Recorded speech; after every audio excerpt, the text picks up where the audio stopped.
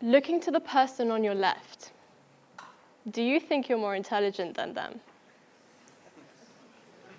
Now looking to the person on your right, do you think you're more intelligent than them?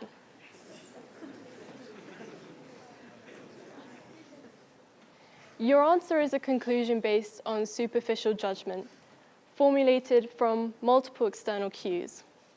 And I have just made you form a powerful hierarchy amongst yourselves. It is well known that we are socialized from a young age to obey authoritative figures, listen to them, believe them, etc. However, what I want to uncover today is a much less noticeable ranking that is not founded on systematic authority, but instead is based on an invisible pyramid of perceived knowledge. And I like to refer to it as a knowledge hierarchy. The question I asked you before probably made you feel slightly uncomfortable. However, all I did was make our contribution to this hierarchy more explicit, make you more aware of it. In reality, we universally contribute to it daily without conscious thought. Researchers at Princeton University believe that within just 1/10 of a second, we form a first impression of someone. Their perceived knowledge being one element of this. And it's incredibly difficult to change this first impression after this time period. This ranking you form will influence every conversation, every action, and without you even realizing, your own private thoughts and beliefs. I want us to take a quick look at a French philosopher named Michel Foucault, who believed that truth can be created through discourse, which is essentially communication in written or spoken form. Examples include newspaper articles all the way to a simple conversation between two friends. He also spoke of a shared pool of knowledge that society would refer to when communicating. The more something was spoken about, the more legitimate it became, until it was a so-called truth in itself. Truths could be created.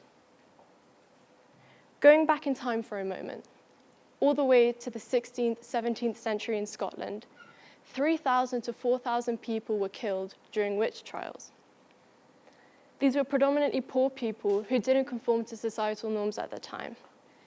And the trials were not based on any valid evidence for them being witches, but instead on the common notion that non-conforming people were evil or had evil practices. It became such a common topic in discourse that it was spoken about more and more and more until it became a truth. That was a problem. Those in higher social power would influence discourse and knowledge much more than a regular citizen. Often what would happen is that a regular person's belief or expression would just be the echo of another's in a higher social power.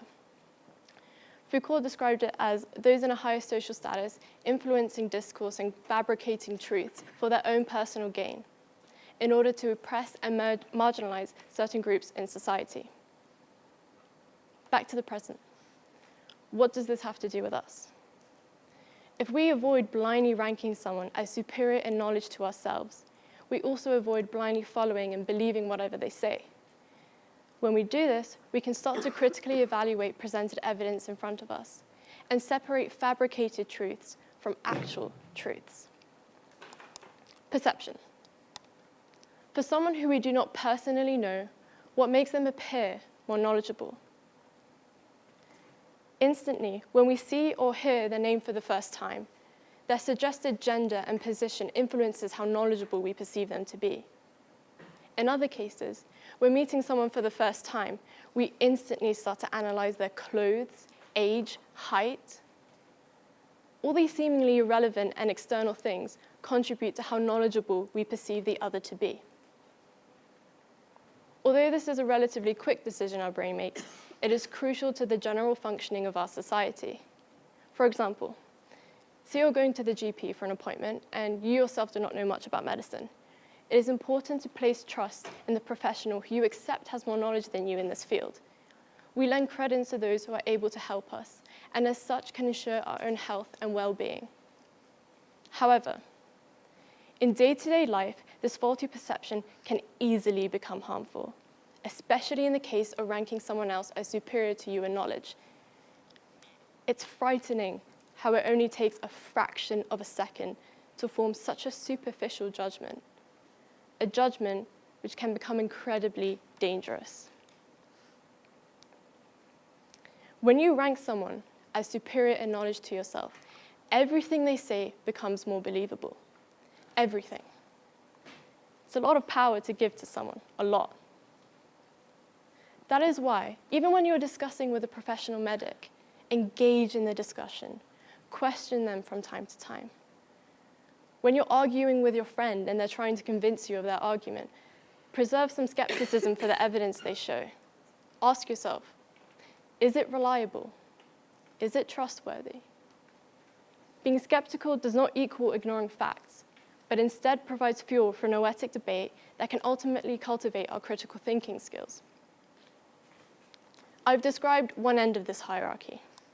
However, on the other side of the coin, and still incredibly harmful, is when you rank yourself as superior in knowledge. Often when we do this, we fail to accept the quality and validity of another's points.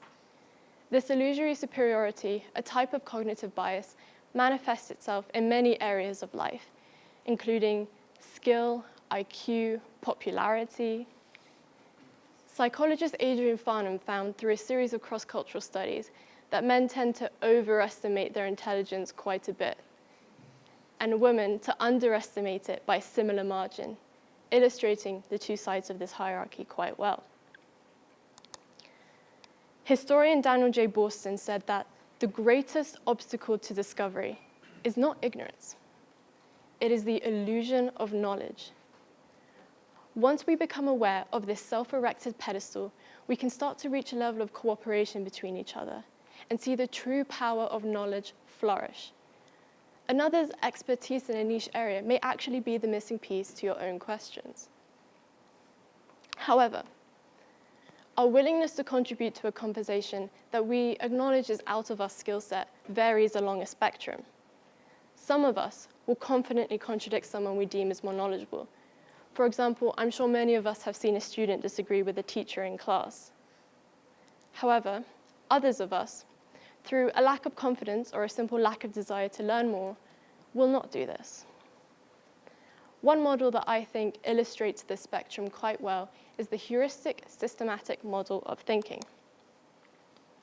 Heuristic meaning we exert minimal cognitive effort, and systematic meaning we critically evaluate all presented evidence in front of us. They're a bit complicated, but I want us to quickly imagine we're in a dark alleyway, and you see a hooded figure pass in front of you, and you quickly turn and walk the other way. That is an example of heuristic thinking. It's quick, efficient, and in some sense, even instinctive. However, if you go to a fancy restaurant and you pay a large sum of money for some food, and you receive a dollop on your plate, and it's not that great, and you're questioning, was it worth all that money? That is an example of systematic thinking. Other examples include chess and learning to play a new instrument. The problem lies with how often we use heuristic thinking. Our brain is incredibly powerful and talented at many things, including deciphering novel situations. However, it is also astonishingly lazy. We apply heuristic thinking to really important situations when we should be doing systematic instead. One shocking real-life example where we use heuristic thinking when we shouldn't is elections. McCann at the University of Cape Breton found that taller competitors would almost always win over their shorter ones in these elections. Psychologists think that this is because we associate height with intelligence and knowledge, characteristics we deem crucial in a leader. Through further studies and manipulating the heights of people in images, participants instantly deemed the figure in the image more knowledgeable the taller they were. This is a problem. How can something so small have such a large impact? When we are young, we incessantly question everything around us, always asking why, how, with minimal fear of being wrong. However, as we grow into adults, we become more fearful of this possibility, contributing to this knowledge hierarchy, and ultimately losing the confidence we once had to question the people and opinions around us. That is why we must realize that another's knowledge is not the absence of our own. It simply has just a different shape, and that shape might not complement your own. But instead of forming such a superficial ranking and judgment on it, we can use it to inform and adapt our own knowledge. An expert in chemistry may not know the first thing about how politics is represented in art. So what can we do? I want us to revisit the first question I asked you at the beginning of my talk. Whether you rank the person next to you as superior or inferior to you in knowledge, reevaluate that answer. Ask yourself, did I come to this conclusion based on my own self-confidence, or perhaps was it because of how the other person looked? With all this information I've told you, the goal is to stop our brain's lazy tendency to apply heuristic thinking to important situations, and instead increase the likelihood of it to use systematic. Once we do this, we can start to critically evaluate everything in front of us, identify fabricated truths, stop forming superficial judgments, and stop contributing to this hierarchy and experiencing its negative effects. The example of the witch trials was centuries ago. However, the core principle of those in power, via a system, or you just ranking them as superior to you in knowledge, those people in power continue to fabricate truths and manipulate discourse for their own personal gain. They continue to do this in the present, and they will do so in the future. I guarantee it.